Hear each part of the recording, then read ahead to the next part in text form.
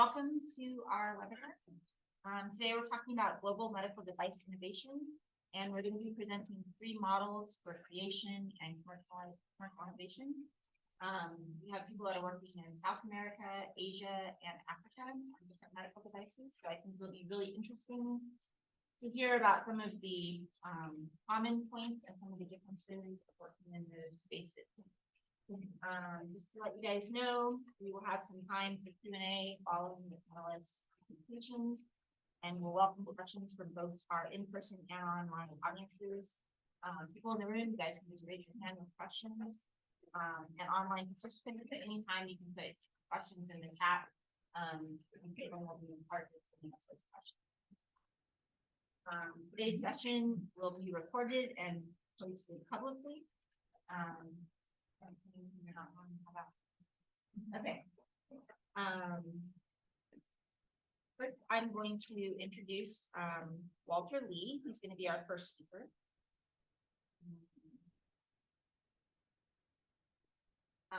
Walter is professor and chief of staff at the Department of Head and Neck Surgery and Communication Sciences at Duke. He's also a co-director of the Head and Neck Program, and he's affiliate faculty in the Duke Global Health Institute. As chief of staff, he worked closely with others to foster a culture of support, respect, and fulfillment among the faculty, staff, and trainees. He spearheads the professional and leadership development and also chairs department appointment promotions and teams. As division chief, he oversees a world-class multidisciplinary team that cares for head and neck patients and their loved ones across Duke University and Duke Raleigh hospitals. He's been working on a nasopharyngoscope, and he's going to tell us a little bit about that. No, thanks so much, and really excited to be part of this panel. I've known these two for a while, so it's nice to get back together. It's like a reunion of some sort, so it's kind of nice. Thanks so much for coming out. I'm going to be sharing, let me see my first sharing a little bit about this device. It's now called Enlight, but just to give you a little bit of a background, how many here have seen a ENT doctor? And do you guys recognize that thing, big device there that then they say, oh, well, we'll have to examine you with the scope, and it's going to go through your nose, and you're kind of like, what? And then they show you how long it is, and then you stick it in there, and you're like, what just happened to me? That's basically, that whole system there costs, I don't know, anywhere from like $60,000 to $80,000. And we have several of them in our clinic. We use this device because, as you can imagine, it really gives us a great visualization of the upper aerodigestive tract. So we can see your vocal cords, we can see the whole swallowing area, and it's really fantastic. Before this, we'd have to use a mirror, and you have to like reflect the light, angle the mirror, and it takes some skill, and you can do it, but this is by all means much better. So I would consider this a workhorse, what we do. I've done some global health work for many years, and starting in 2007, I visited Vietnam. And one of the things that became very apparent was, where are your flexible scopes? They have scopes, but they're very rigid. It's a whole different process. It's not as comfortable. The visualization isn't as great. But, where are your scopes? And they're like, oh, well, we can't afford those kind of things. So that just kind of got me thinking, why can't we make something that's portable and smaller? Doesn't need to be this big thing. The screen doesn't nearly have to be this big. Just something that our folks in low resource settings could use. So that's where that idea was born. And through a number of pilot grants, things like that, some from the Duke Global Health Institute, from the biomedical engineers, kind of start building, hey, can we get some students to work on this steering mechanism? And then, all right, can we get a postdoc to build something that actually looks like you didn't put it together in your garage? And then, one step led to another. And then in 2017, actually a few years before that, I found out the NIH has funding for these kind of things. So we applied for an academic industry partnership grant and put this in and got rejected. and then put it in again, got rejected, put it in again, got rejected, and then finally I'm like, you know what? Let's do it one more time, and maybe somebody's telling me something if we don't get it. We got it, so that was great, and then so that continued. So this is our current prototype. You can see it's very straightforward. It's actually a little smaller than what we have here at Duke. We're able to do that. And the screen is modular, so you can buy multiple scopes and use the same screen. You can record pictures. And this is being built. We have a collaboration with a company called Vivo Surgical in Singapore. So that's been fantastic. All right, so that's a background. So we were supposed to talk a little bit about how we got there. So this is my grant from 2019 to 2024. And I just want to share with you three things in the short time I have. And of course, we'll have plenty of time for questions. The first is, I got the grant, great. And then somebody at an institution that I won't mention says, hey, you actually need a monitoring organization. The NIH actually has a monitoring organization, and they'll provide it for free through the NIDCR, except that your project's actually in Vietnam, and that organization's only for national thing. Okay, yeah, so great. And then this organization said, okay, yeah, you need to choose one of these three approved CROs. And I'll just tell you that the estimate on those would kill the budget, would just kill the budget. Like tens of thousands of dollars, which we'd never budgeted for. Nobody told me that we had a budget for it, et cetera, et cetera. And when I said, well, how do you expect us to pay for this? And like, well, that you're the PI, you have to figure it out. So you can see it took about a year because we had a lot of meetings, a lot of things like, look, this is not going to happen if we don't have. And I actually identified a CRO. It's not the IBM of CROs, but they are definitely legit. It's not somebody, doing something, side gig or something. I mean, they have done projects, they do it internationally. So to make a long story short, finally convinced them that we could do that. And then their budget that they were requiring was definitely very doable. All right, then something called COVID hit, and that we were all kind of, managing that. Our colleagues in Vietnam, just to give you an idea, I mean, they were being sent for 6 month stints to the south where it was much worse. And, it's hard for me to be like, hey, let's do this project that we agreed to do. And they're just trying to keep things together. So there was a lot of delay there. But the biggest thing that I learned during this time was supply chain issues. Never really thought about supply chain issues and how integrated it is and all that stuff. And so I learned a lot during this time. Things that we thought were going to cost X now cost 3 times as much and would take like a year to get in. So that was something that were very challenging. The nice thing about this, and there's always a silver lining, when the NIH was asking for annual reports, we just put COVID, and then they're like, okay, good, carry on. The last thing I'll say is in Vietnam, and you learn when you're doing global health work, you learn a lot about different things besides just medicine, such as different healthcare systems, government systems, and including healthcare scandals. So you can Google this if you will like. So in Vietnam, there's a big healthcare scandal that had to do with COVID testing. And so basically what happened was now the government was cracking down and everybody was scared to do anything because everybody was being investigated. I think they put the mayor of Hanoi in jail, the minister of health was in jail. I mean, there was a big cleanup, which is good, but also bad because when you need approvals for something like this, everyone's very scared to do anything. So the last thing I'll say is because of that, initially we wanted to do it in Vietnam, we just transferred it here at Duke and did the initial pilot studies here at Duke. But my hope is starting next year, we can get back into Vietnam and implement the scope. So the whole idea then is that the scope would be available at all the hospitals that can do cancer screening. And they don't need to tell me it's cancer, they just need to tell me it's abnormal. And then, hey, great, refer to the major symptoms. So thanks. Great. A great overview of the great project. Okay, next we're going to hear from Marley Krieger. She's the founding member of the Center for Global Women's Health Technologies, where she served since 2007. Since being named executive director in 2018.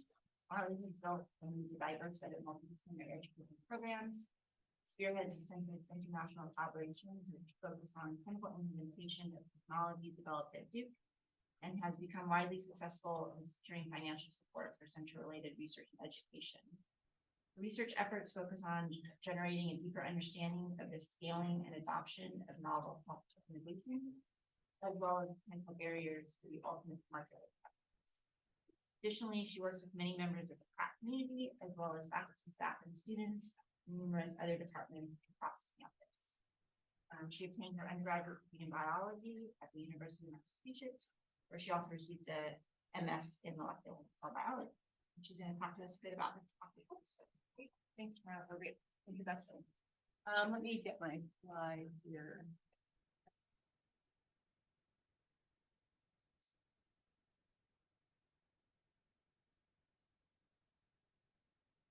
Okay, so I work on the university side of Duke within the Global Women's Health Technology Center. It's actually an intersection between Pratt and Trinity.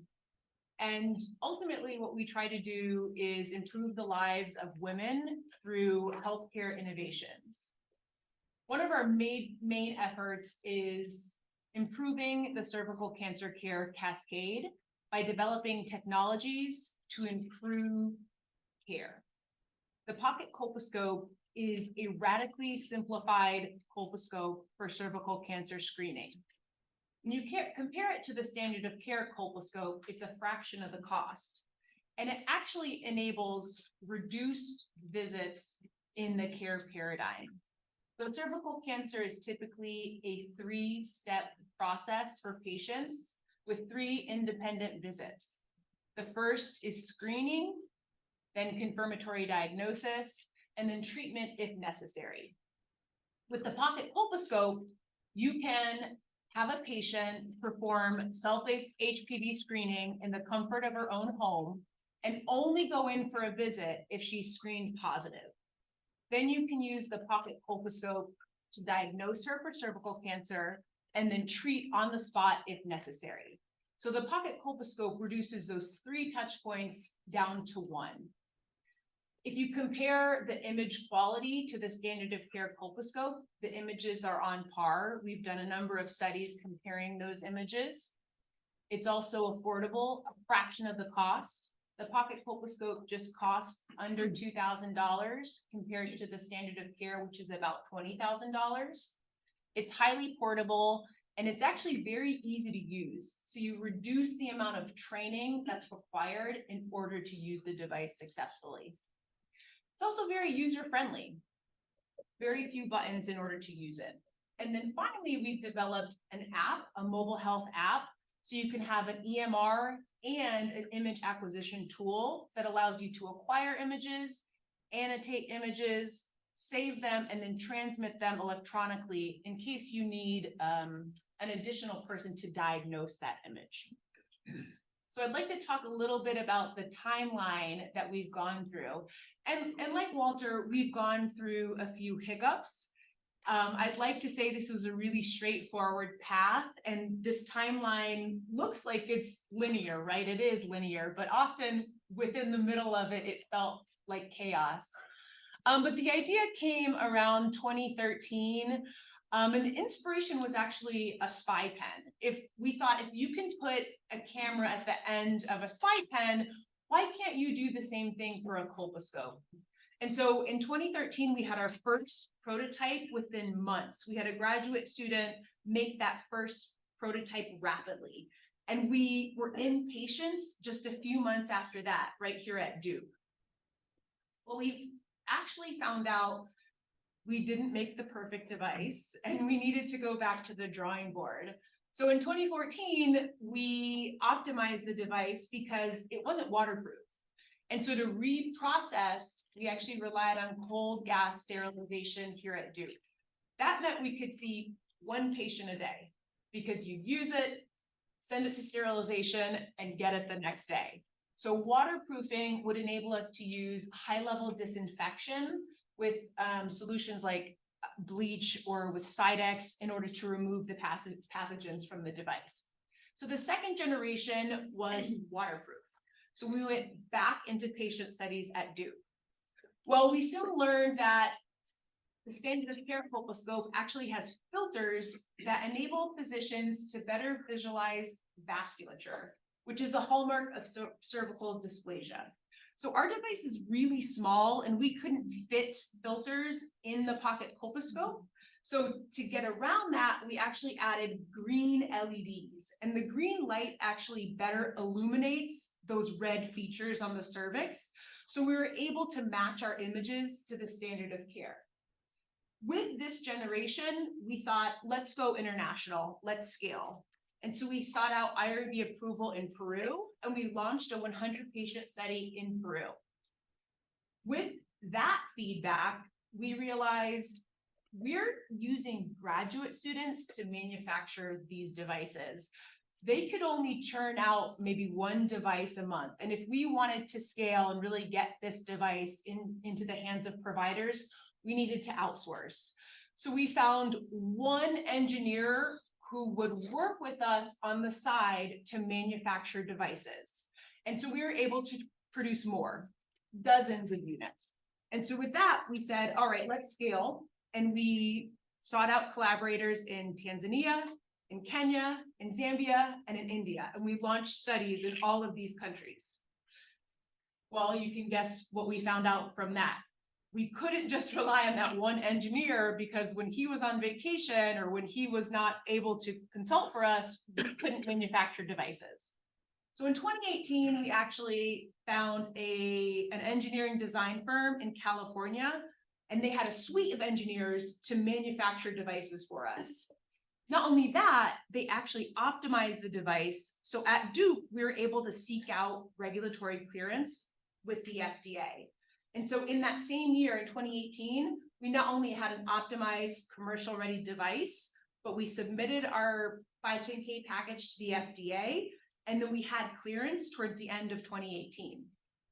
At that point, we said, all right, we've done so much at Duke, but Duke can only take us so far, and we really wanted to commercialize. So like Walter, we went and tried to secure funding through the NIH. We didn't go the AIP route. We actually went the SBIR route, which is you have a commercial entity and you work with a nonprofit organization like Duke. And so we submitted application after application, and eventually we were funded. So we spun out, licensed the technology from Duke, and we were ready to hit the ground running, and then the pandemic hit. So like Walter, we had significant supply chain delays in our clinical studies. We were able to move our IRB approvals through. We actually had studies in Costa Rica and in Honduras, but patient enrollment was incredibly slow because clinics just shut down everywhere. So women weren't being screened or treated when needed. The light at the end of the tunnel is, despite those delays, we actually identified a contract manufacturer in Costa Rica who could do large scale manufacturing. So we can produce hundreds of devices in a few months compared to the dozens that we were doing previously. It was still a slow road from identification of that contract manufacturer to first sales. But I'm happy to tell you that we've started making sales in 2023, and we really hope to scale those sales as we go into 2024. I know I've just covered a few of our timeline points, but I'd be happy to answer any questions you have about our path, our product, or any successes or delays that we've had. Thanks, Marley. All right. Last but definitely not least, we have Julius Mugaga, who's with us today all the way from Kampala, Uganda. Julius is one of my favorite people on the planet. Julius, he's head of the Design Cube at Makerere University, which is a biodesign innovation space that has been constructed from repurposed shipping containers and is hosted at Makerere University. In this space, he is coordinating the construction of KeyScope and other projects. Julius has a great enthusiasm for biodesign teaching, medical device design, research, and local product manufacturing. He's also driven with a great passion for applying human-centered design design thinking, and the application of these principles in innovating fit-for-purpose solutions, mainly to healthcare challenges. He currently holds 2 utility model intellectual properties and 1 copyright registered in Uganda. And he has a BS in biomedical engineering and a master's in bioinformatics from Makerere University. So thank you, Julius, for log. And he's going to be a visiting scholar. So you'll all have a chance to meet him very soon. Thank you, Dr. Tamara, and I thank everyone. I think it's good afternoon on your side or good morning. I don't know, not so sure, but in my side, it's getting to late evening, about 8 p.m. or 8:30. I get the opportunity to present to you our project, KeyScope, or which has moved to get several names to even now becoming KeySuite. As much as the laparoscope is a standard of care in the developed countries like the US, this is not the case for low and middle income countries like Uganda. You realize that it's the cost plays a big role, but if we are to dissect the cost of it's beyond acquiring the laparoscopic towers to put them in the hospitals. These systems are fragile because they are made from fiber optic cables, so they break down often, so it increases the cost of maintenance. They depend on heavily on electricity, and if you are to look at our national grid is about 22%, about half of the population in the urban areas are accessing electricity and 10% in the rural areas. So if you are developing a system that heavily depends on electricity, you'll have chances that it will not run. And then you'll now need to use carbon dioxide for insuffocation during the surgical processes. So this informed the team of surgeons, engineers coming from north and south to sort of come up with a solution that is fit for purpose to work not only in Uganda, but the rest of other developing countries, and that gave birth to the KeySuite or the KeyScope. So the KeyScope or KeySuite is general package of solutions, including the scope that you're seeing on the that is connected to the laptop, which has the camera at the tip, able to be to enter into the body through a keyhole incision, and then we have the key loop, which helps us to be able to perform gasless laparoscopy, and we do it with carbon dioxide, and then the key stand that holds the retractor or the loop when you are doing actually the surgery. So the cost of developing this is about $600. It's a plug and play system. So as long as you have a laptop or a computer powered, then you can run the system. It's sterilizable by immersion into Sidex. So it's meant to be waterproof, and then you can just dip it in Sidex. And it's giving the equivalence of the resolution and illumination when we compare it with the standard of care laparoscopic system. So we made it with intentions to manufacture it in Uganda. Yeah. Maybe the next slide, Dr. Tamara. So to share the bits of our path to developing this technology, myself, I get to meet Dr. Tamara in 2018. So for about 5 years, we've been working together on this product. And I think it was very easy because it was crafted from a long-standing partnership between Duke University and Makerere University. The biomedical engineering program was heavily benchmarked on the Duke BME program, and most of the staff, actually in the initial stages, the staff from Duke used to actually come to Makerere to teach. Myself, I would attend classes online at Duke because we didn't have lecturers. So there was that ground to support us, and then we are a multidisciplinary team and had to take a user-centered approach or a human-centered design approach, where we had even clinicians on the team locally and then those from the US.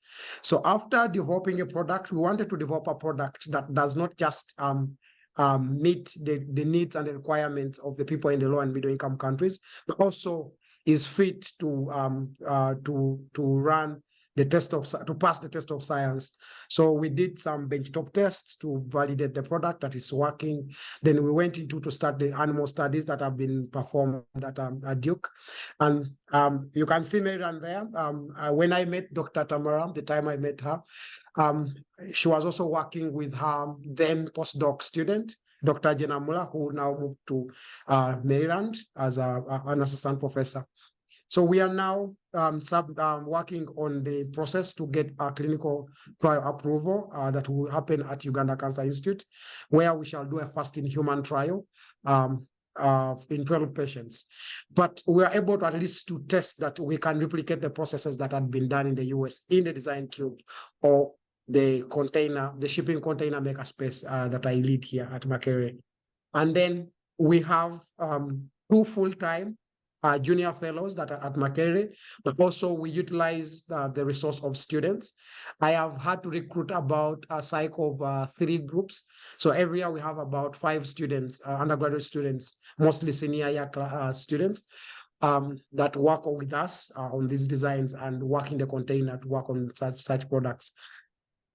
We've engaged the local systems in terms of the regulator to understand the regulatory pathway, how to validate, how to get clearance, how to get the good manufacturing practice certificate, and also the intellectual property. And then we are going to look at licensing or contracting a local startup called Shish International to manufacture the product in Uganda. Yes, I think that's what I have to share as our journey to making the KeyScope. Thank you. Thanks, Julius. That's a great summary. So yeah, I just have a few questions for the panelists. Maybe we can talk a little bit about a lot of these projects. They involve some work being done at Duke, a lot of work being done by our international collaborators. And I think we've all approached that a little bit differently. Maybe we can just say a few words kind of about how in your project has that worked and how people collaborated and what different roles people played. Sure, I can start. Since I think we've collaborated in 8 or 9 different countries. I didn't even mention all of them. I think we've had, all of our studies have been successful, even if we didn't use the clinical data. But you can definitely have a more successful collaboration. It really depends on your partnerships. You do need to identify partners who are passionate about what you're doing. And the levels of passion amongst our collaborators definitely differs. And so more successful projects have those strong partnerships with connections on the ground. It's really difficult to start a partnership de novo in a country where you have no connections, where Duke has no connections. It's just very difficult. You've got to think about regulatory hurdles, how you're going to fund the study, who's going to do the study. It's very difficult. So we've had great success in Kenya, great success in Peru. We have collaborators here at Duke who work at Duke and in both of those countries. And then we also have local partners on the ground. So partnerships are incredibly important, and you really do need to cultivate those partnerships, have weekly meetings with your partners. I think one of the challenges that we had in the beginning is we didn't rely on our partnerships as early in the development process as we should. So Julius mentioned human-centered design. We incorporate human-centered design, but I don't think we listened or heard deep enough. I think that really deep listening is critical and would have saved us those years of iterating on that device. We might have been to the marketplace sooner had we done a deeper listen in the beginning.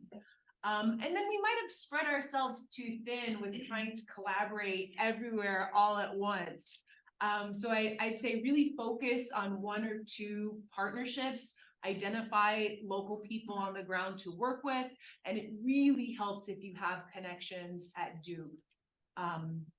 Those are my pointers for collaborations and partnerships. Do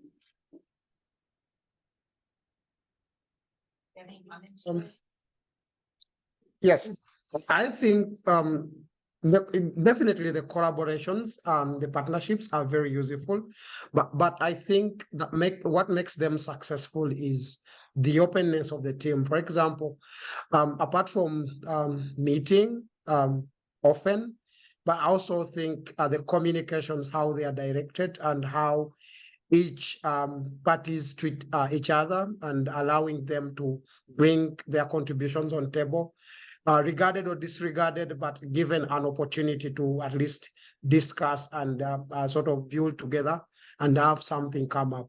Also, another thing that I would have to talk about is the willingness of the partners, because we see so many collaborators coming to the Global South. We receive so many, but sometimes there is a product you get to receive that you just want to help, but not want to be a must. I think for this case now, with all the team I work with and be the senior, Dr. Robert, and the rest of other junior people, they have grown to see that they want to be part of this innovation. It not just seeming cool, but maybe the people they are working with or the skills they are gaining, and maybe also the level of engagement of the team, the members. For example, we get now the junior fellows that we recruited. These had been students on the project for at least 2 years. So by the time they turned to become like staff on the project, they knew all the details of the project. They knew what they liked and what they didn't like, and they knew the gaps. So when they came in, it was just switching from you performing to get an opportunity to learn, and now performing to deliver on an assignment and a contract that you have to execute. Yeah, thank you. Yeah, I would just agree with what has been said. I can't help but to share that I do think that me sitting here talking about the project is really a miracle, because I couldn't have planned it anyway. So in other words, to meet with Bob Malkin, who some of you may or may not know, engineering, global health, and to convince him, hey, this might be a project for a student, he took it. And then to have Duke NUS say, hey, there's this industry people that might be interested in your project, and so talk to them. I mean, like, it just, and then Duke by itself, there's always an expert somewhere around here, and to be able to get some of their time and get them to buy in it's really incredible. So if you were to talk to me 7 or 8 years ago, I'd be like, and say, you're gonna be doing this, I'll be like, I don't know about that. I'm just doing like clinical stuff, helping people overseas, teaching them, having them come over here. So you never know where life will lead you, I guess, if you're open to it. And, one thing though, I will say, the reason why we have such good collaborations in Vietnam is because since 2007, I've just been kind of going back and serving, but also I've invited my colleagues, head and neck surgeons, to come over here. So they spend 4 weeks with me, 6 weeks with me. You live with my family, you know, as well. So when you guys know each other well, then it becomes much easier. When you focus on the project, it may or may not happen. When you're focused on, you know, building people, then those bonds are pretty strong. All right, that's great advice from everybody. Let's talk about supply chain issues, because I think everybody kind of brought that up a little bit in their talk, and certainly since COVID, we've also experienced a lot of supply chain issues here in the US. How have you seen supply chain issues factor into your project, and what kinds of things have you done to overcome some of those issues? I can start briefly. I think 2 things come to mind. One, the timing of academics. If you go the grant route, it's not the timing of industry. So I learned very quickly like how to rebudget everything to front end the company payments so they can get the scope started, because getting 1/5 of your budget every year is not going to work out very well. So that was something I learned very quickly. And the second thing is the budget, the finances of academics and grants are opposite of finances of the world. So, you know, every year they cut back a little bit, and then every year they say, okay, well, we're supposed to give you this, but we're going to cut back a little bit. Okay, but then, you know, salaries go up, cost goes up. So you're constantly trying to manage those forces that are, you know, opposed to each other. I can add, it was very challenging for us because by the time the pandemic hit, we had already spun out and we already had FDA clearance. So I'm not sure if any of you are familiar with medical device manufacturing, but one of the time points I had on there was ISO certification. And that means we have to create protocols, basically a recipe for our device. And let's say, for example, our device uses flour. We need to identify the maker of that flour. So King Arthur, let's say we were making a cake. I can only buy flour from King Arthur and use that in my cake. If I want to use another flour, even though it might be just as good or even better, I have to completely validate all of that and then make sure I didn't actually change the recipe with the FDA. So it was really challenging for us. And I'm not sure that we're out of that. I think we've gotten better with learning that quality management because that was completely new to us. But we're getting better. And so you do have to carefully identify your vendors and suppliers and be ready to look for alternatives, but then rapidly verify that and then make sure you're not changing that recipe with the FDA.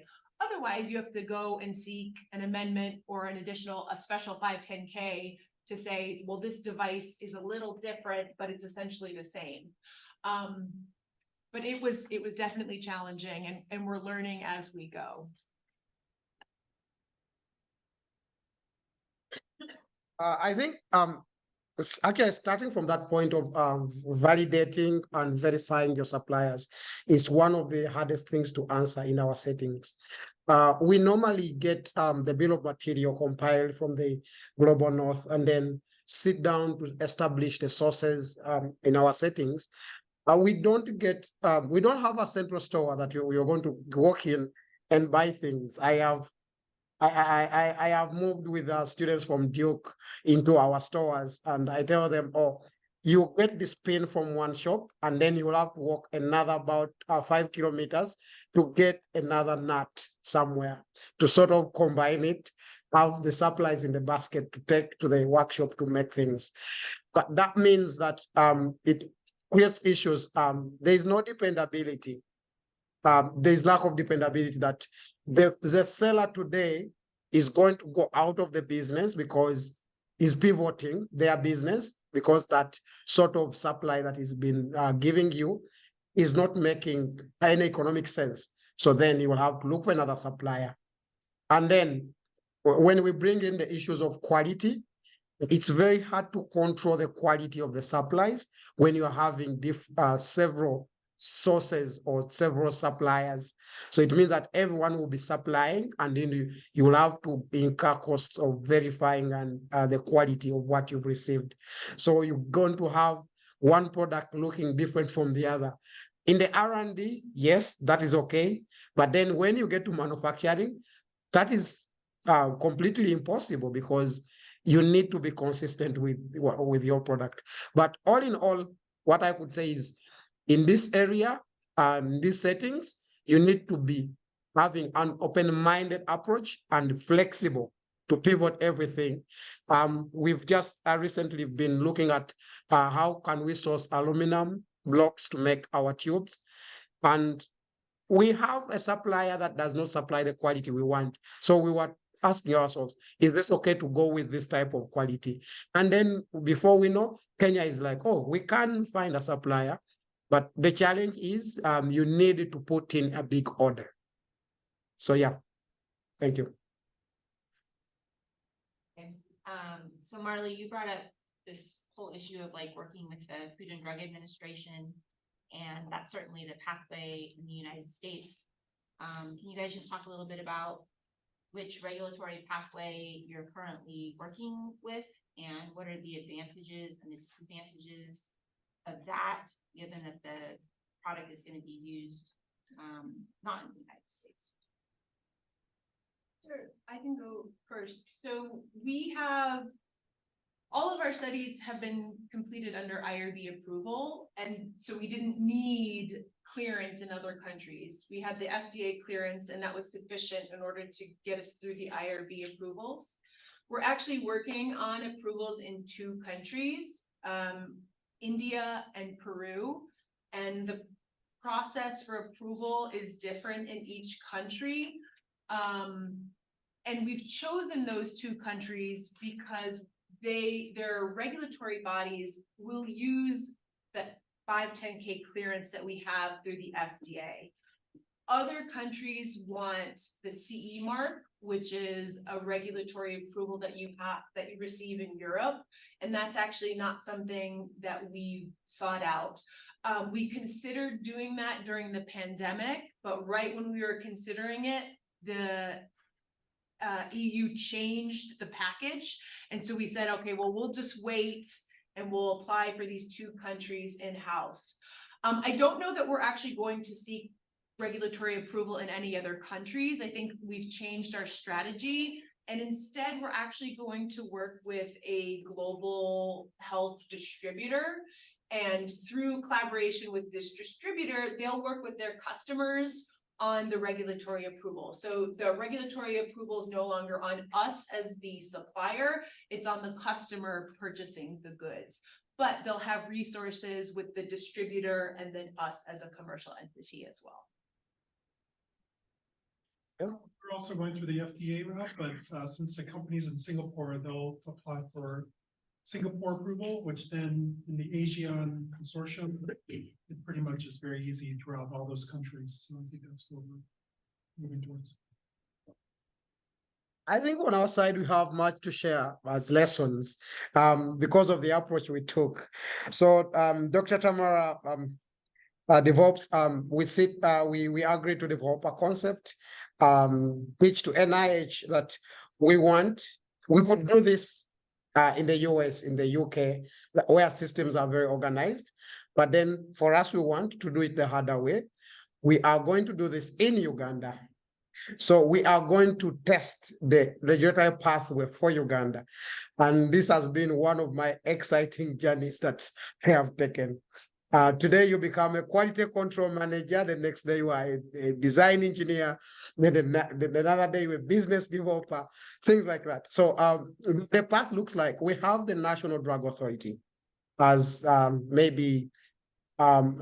which is like the FDA for Uganda. So this National Drug Authority receives standards from the Uganda National Bureau of Standards. So the Bureau develops the standards, and then the National Drug Authority implements the set of standards for medical and pharmaceutical. So we have tracks. So if a product like the laparoscope is coming to Uganda, it would go maybe a track 3. So if something has been licensed from anywhere, you just have to submit that paperwork, and then they verify that actually it has met those sort of standards. Now for us, what we're doing, the track 1, is now saying we want to work with you to regulate this device. And that means we've been asked to have a certificate of good manufacturing practice. We are lucky that in August, a bit lucky, not so lucky. In August, they passed an instrument, the National Drug Authority passed an instrument to be able to facilitate good manufacturing practice certification for surgical instruments and appliances. This came in effect this year, August, when we were planning to submit our paperwork. And then when we get a GMP, then if we look at the manufacturing, they want our facility to be ISO certified, specifically ISO 13485. Then that is for systems. So you are making the organization comply with those requirements. But then for a product, we need to get a product certification. That in Uganda is not yet there. So we would have to maybe opt for CE mark because it's the most commonly known sort of regulatory path entity that they know here. But also we allow anything from any places. So yes, we are navigating this, and this actually is now informing most of our work recently, because we need to do our clinical trial, and part of the requirements is that you want a product that is fit to be used in humans, not just trying out and we are saying we want to see whether it works. So they want us to have met all those requirements, and that's what we are doing. Yeah, thank you. All right, so let's have one last question and then we'll take questions from the audience. I think both of you kind of raised some good points about going into clinical trials. And Walter, you kind of also mentioned like some fears that were brought up by various bodies around technology. So maybe everybody can just talk about what are some fears that you've encountered from maybe like ministries of health or hospital systems, including our own. What are kind of fears that have come up, and how have you kind of navigated around those in the context of doing a clinical trial? So I think if I would start on this, the biggest fear we have is that the community, the community we're working with is not ready for this. So they've not done such. For pharmaceutical in Uganda, it's a bit well developed and well structured. For medical devices, even me who has been in this space for maybe for the last 7 years, 8 years, I only know about 2-3 clinical trials happening. And the good thing, I'm placed at the National Referral Hospital. So I would see some of these coming, and mostly we are adopted to these teams. So the community is not ready, but how are we approaching it is to take a stakeholder engagement approach. So we work with all the stakeholders. So even the evaluators, for example, we meet the team at NDA these days, like almost after 2 weeks, we have a meeting with them. And we now been advised to construct what they call a technical advisory committee, which constitutes the regulators, people from the ministry, the health, the users, such that they could understand this, because they want some sort of a platform that they would start to allow things to test their systems, and then other people could adopt. And I think this clearly hinges on our proposal to NIH that we wanted to clearly do this. Yeah. I think the fear is really working within the system that is Vietnam, being a communist country, they very much are looking for, it's very hierarchical. So you need, can you imagine if I wanted to do a research study, I would need like Vincent Price's permission, and then like the chancellor's permission, and then like 5 different people to sign off with their red stamp and everything before I could do anything. So I think I see that, and so trying to navigate through some of that. For us, we've experienced, I think, different fears depending on which part of the country we're working with. In Latin America, I think there was a big fear that the participants in the research study would just be test subjects, and they didn't want us to take a device that we developed at Duke and it hadn't been tested or validated anywhere. And so we had to overcome that fear, that initial fear of just being a test subject to see if a device worked or not. And I think our approach to that was, we did studies at Duke, but then we really worked with community health workers, and the community health workers educated the women not only on cervical cancer screening, because a lot of women didn't know that cervical cancer was an issue. So they were educating on the actual problem, but then about the device itself.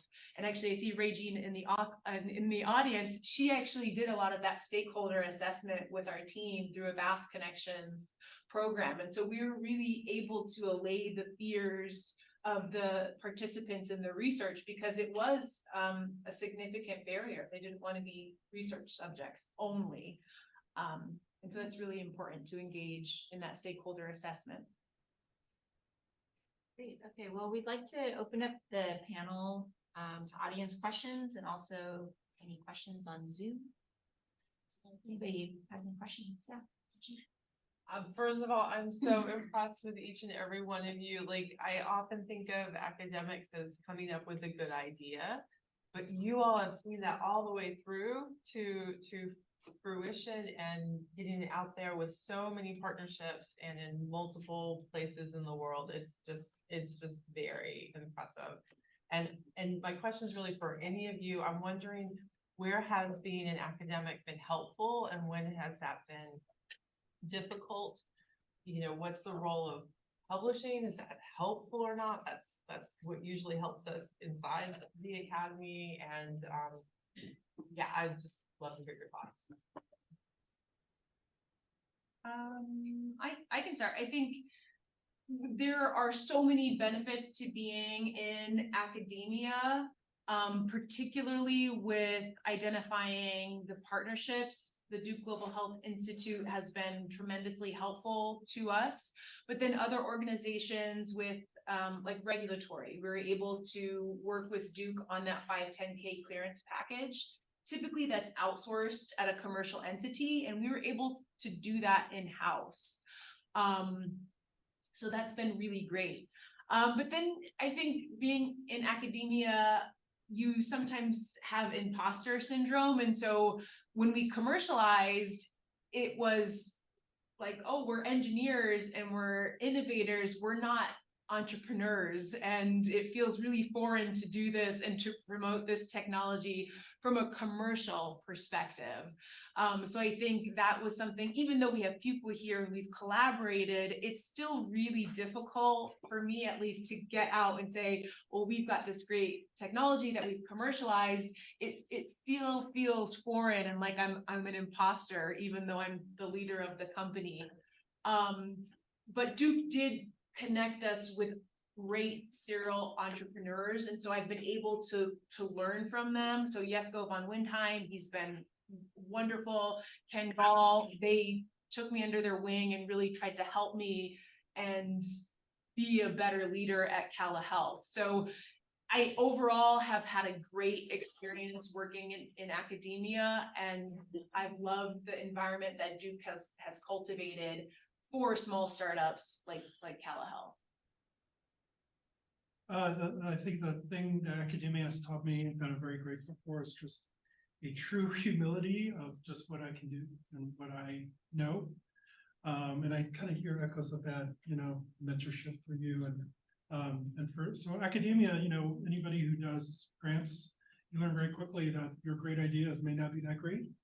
And then you just kind of keep learning that. And so I naturally, I don't know, you just ask or you find somebody. I don't try to be somebody, do something that I just don't know. So for my industry partner, I'll depend a lot on them to be like, hey, what do you guys think about this? And I don't have to feel like I need to know all the answers. So I think academia helps us because we're used to learning from other people, asking questions. Maybe that's the best thing is the ability to ask a question, be like, I don't know, maybe you can tell me. And ask our collaborators, you know, do you think this is a good idea or not? I think that's been great. Yeah, my take on that is that definitely academia is a good environment. It offers room for error, which you don't have in a private sector centered sort of systems. When an investor is investing in a product, they want you to first present that you have close to 90+ chances of succeeding. In academia, you have this access to grants that allow you to try things that even have the least chances of surviving, like 10% succeeding. So that you cannot get anywhere that you get in the academia. But also, let me also talk about the image. You are just starting to innovate this product. You don't know where it's going to end up, but then you will have this background and backup of a whole image of Duke University, Makerere University, protecting you with the professors and the history that they have made that is rhyming with your product, and people will actually even get at least a small thing to feel that this product might work out, even when it's bound to fail. But then I also want to say that oversticking in academia would also stifle growth in terms of innovations and product development, because academia is like a child living in their parents' home that food is brought on the table, everything, school fees you need, they'll pay it, and things like that. So you do not start to think about the rough world where you're going to take this product, where you face competition, where you lack investment, where you have to cater cost for staff, running a company, even mere solving disputes in the company that could lead to collapse. Yeah, so sometimes we need to have a strategy that facilitate a quick spin out when things are ready to get to that stage. Thank you. I think, Regine, the second part of your question was publications. I think that can sometimes be a double-edged sword, if you will. It's wonderful to disseminate your data to a wide audience. However, we had no publications during the pandemic and are still trying to put manuscripts in preparation. And when you have a sponsor like the NIH, the metric for success is often those publications. So it's a little bit challenging. It puts pressure on you, but sometimes a little bit of pressure is a good thing to keep teams motivated. So thanks for asking that second part of that question.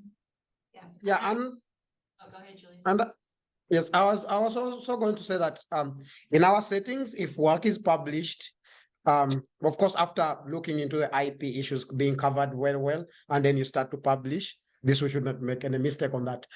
If work is published, when you are navigating the regulatory pathways, you have some leeway because information is out there in credible sources. So they always depend on that so much compared to someone who doesn't have any evidence of this work. Yeah, I was just gonna say, I'm not on the panel, I'm the moderator, but I may just. I think the advantage of being in a university is we have a strong, it's high in our minds that teaching is important. And I think for our project, doing capacity building and getting the students involved and just kind of bringing up people to be interested in this work has been a big part of what we've done. And I don't think industry would have been as interested in that. I would just second what Julia said, like it's important to publish, but you also want to protect your intellectual property. So you have to really check in with your lawyers before you publish things. And then the other thing I think is really helpful at being at a big university is we have so many multidisciplinary groups of people here. So we've had lawyers and business people and engineers and surgeons all working together. And there's not a lot of other places in the world you can access so many friends with so many different skills. So that's been really helpful. But I think the downside of being in a big university is sometimes there are a lot of systems and protocols that were set up with not you in mind and not Uganda in mind.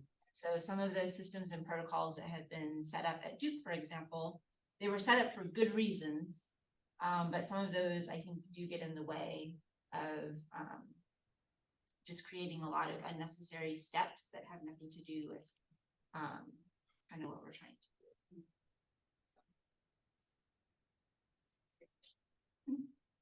Are there any other questions? We have an online question. So this is a response to something, Marley, that you mentioned in the beginning of the moderated discussion about the importance of listening deeply to collaborators. So the question is from Maureen Schaefer. Would you be able to offer a specific example of what deeper listening upfront would have avoided or prevented?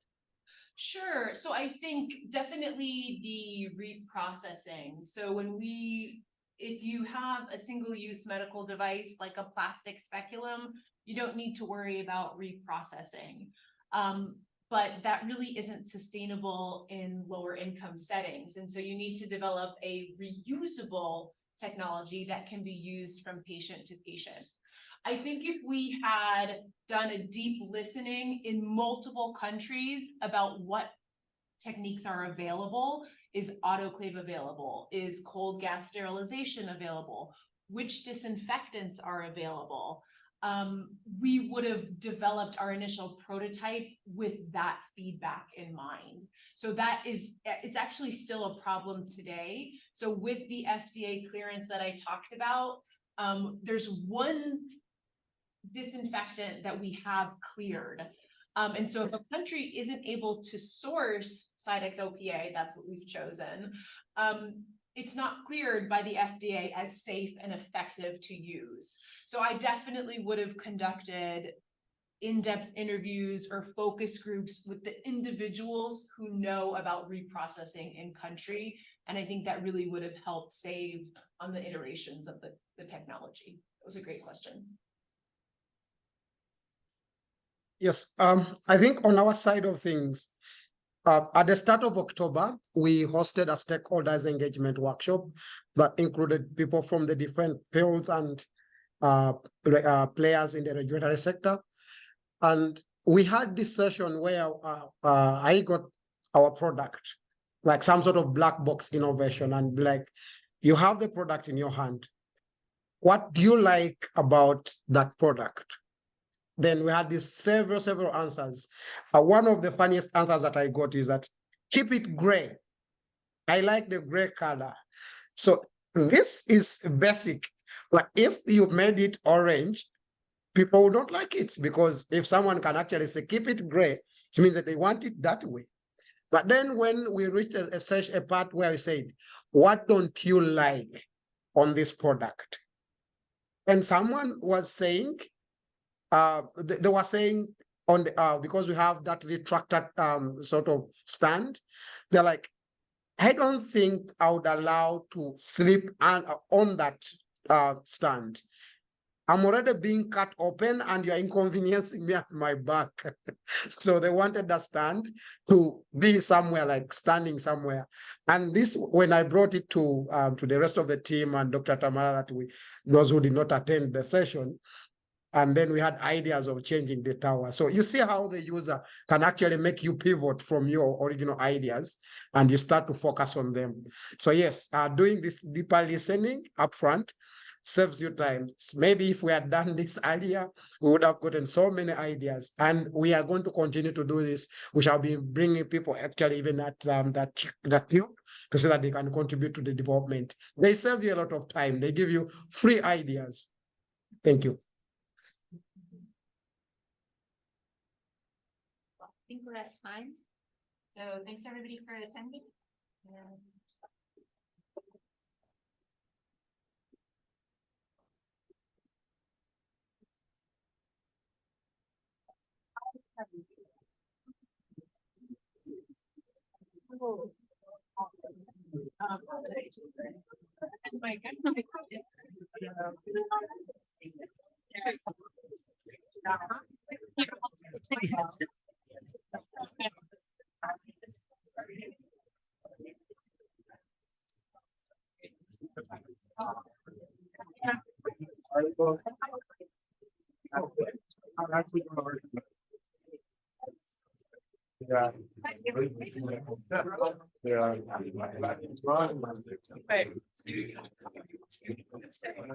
Thank you. It was very nice. Thank you.